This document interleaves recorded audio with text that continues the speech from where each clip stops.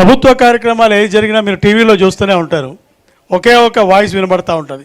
ఇవాళ కూడా 3 ప్రోగ్రాములు అటెండ్ చేసినటువంటి మా ప్రియమిత్రుడు సౌత్ స్టాచ్యూ ఆల్ ఇండియా రేడియో ఎంప్లాయీ, గతంలో ఉపాధ్యాయుడిగా పనిచేశాడు, మడిపల్లి దక్షిణామూర్తి వేదికపైకి వచ్చి తన గళ్ళాన్ని వినిపిస్తే ఒకసారి అనౌన్స్మెంట్ విందాం.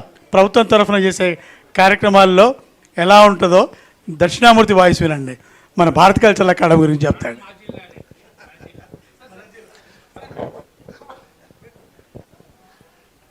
అందరికీ నమస్తే.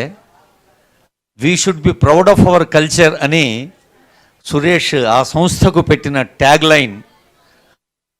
ఆ కల్చర్ అనే పదం దగ్గర we should be proud of our Suresh.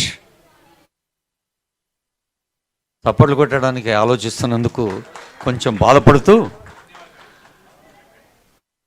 ఇందాక Suresh Bharat cultural academy silver Jubilee, అదే ఆసిఫాబాదులో మా సాంస్కృతిక ప్రయాణం ప్రారంభించిన సుముహూర్తాన్ని లెక్క పెట్టుకుంటే ఇది గోల్డెన్ జూబ్లీ, 50 ఏళ్ల ప్రయాణం. నిజానికి ఇక్కడున్న పెద్దలందరికీ, వేదికపైన పెద్దలు, సభలో ఉన్న పెద్దలందరికీ హృదయపూర్వకంగా మనసా శిరస నమస్సులు అర్పిస్తూ, సురేష్ గురించి మరి సాంస్కృతిక మూర్తులు చాలామంది ఉన్నారు, పెద్దలు ఉన్నారు వేదిక పైన. ఒక సెమినార్ నిర్వహించదగినంత కల్చరల్ హిస్టరీ సొంతం చేసుకున్నాడు ఆయన. సాంస్కృతిక సునామీ సురేష్ అంటే. 1979లో ఆసిఫాబాద్లో మొదటి కార్యక్రమం చేసినప్పుడు అతని లాంగ్వేజు, బాడీ లాంగ్వేజు, ఆ వేగం ఎలా ఉందో ఇప్పుడు కూడా అలాగే ఉంది. బహుశా మిగతా పెద్దల గురించి మాట్లాడడానికి చాలా